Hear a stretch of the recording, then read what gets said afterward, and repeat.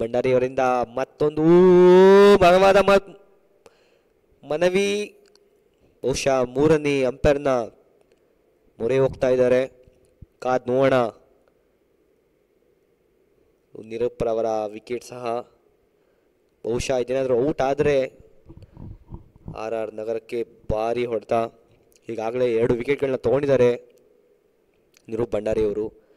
ಮೂರನೇ ವಿಕೆಟ್ಗೆ ಮನವಿ ಸಹ ಸಲ್ಲಿಸಿದ್ದಾರೆ. ಕಾದ್ ನೋಡೋಣ ಏನಾಗುತ್ತೆ ಅಂತ.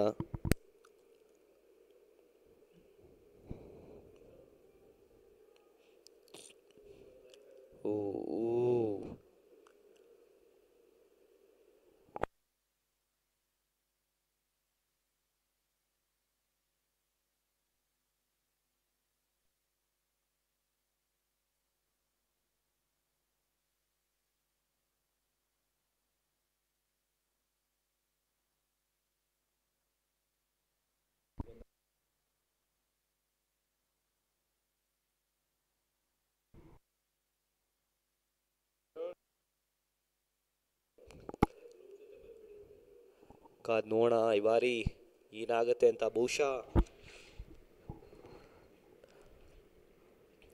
ಕ್ರೂಷಿಯಲ್ ಆಗಿದೆ ನಿರೂಪ್ ಅವರ ವಿಕೆಟು. ನಿರೂಪ್ ಅವರು ಅನೂಪ್ ಅವರು ಇಬ್ರು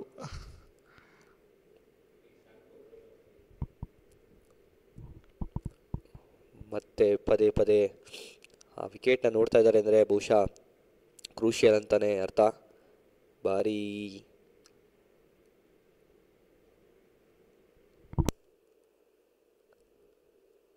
ಕಾದ್ ನೋಡೋಣ ಅಂಪೈರ್ನ ತೀರ್ಮಾನ ಏನಾಗಬಹುದು ಅಂತ. ತುಂಬ ಬುದ್ಧಿವಂತಿಕೆಯ ಆಟ ಇದು.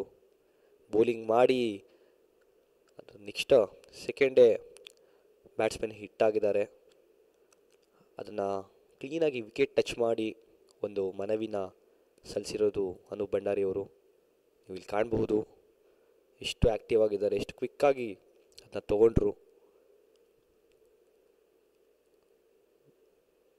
ತುಂಬ ಕ್ರೂಷಿಯಲ್ ವಿಕೆಟ್ ಸಹ ಹೌದಿದು ರಾಮನಗರ ತಂಡಕ್ಕೆ. ಬಹುಶಃ ಈ ವಿಕೆಟ್ ಏನಾದರೂ ಬಿದ್ದರೆ ರನ್ ಗಳಿಕೆಯಲ್ಲಿರುವಂಥ ರಾಮನಗರ ತಂಡ ಭಾರಿ ಕುಸಿತ ಕಾಣುತ್ತೆ. ನಾವಿಲ್ಲಿ ಝೂಮ್ ಮಾಡಿ ಸಹ ಗಮನಿಸ್ತಾ ಇದ್ದೀವಿ ಏನಾಗಿರ್ಬೋದು ಇಲ್ಲಿ ಅಂತ.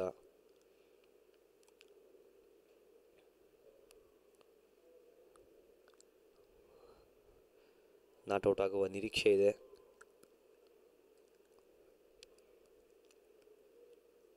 ಔಟ್ ಎಂಬ ನಿರ್ಧಾರ ಬಹುಶಃ ಬಂದಿದೆ ಅನಿಸುತ್ತೆ. ನಿರೂಪ್ ಭಂಡಾರಿ ಅವರು ಪೆವಿಲಿಯನ್ ಕಡೆಗೆ ಮರಳಬೇಕಾಗಿದೆ. ಇದು ಥರ್ಡ್ ಅಂಪೈರ್ ಡಿಸಿಷನ್ ಔಟ್ ಅಂತ ಬಂದಿದೆ. Crucial wicket 30 ರನ್ಗಳನ್ನ ಗಳಿಸಿದ್ರು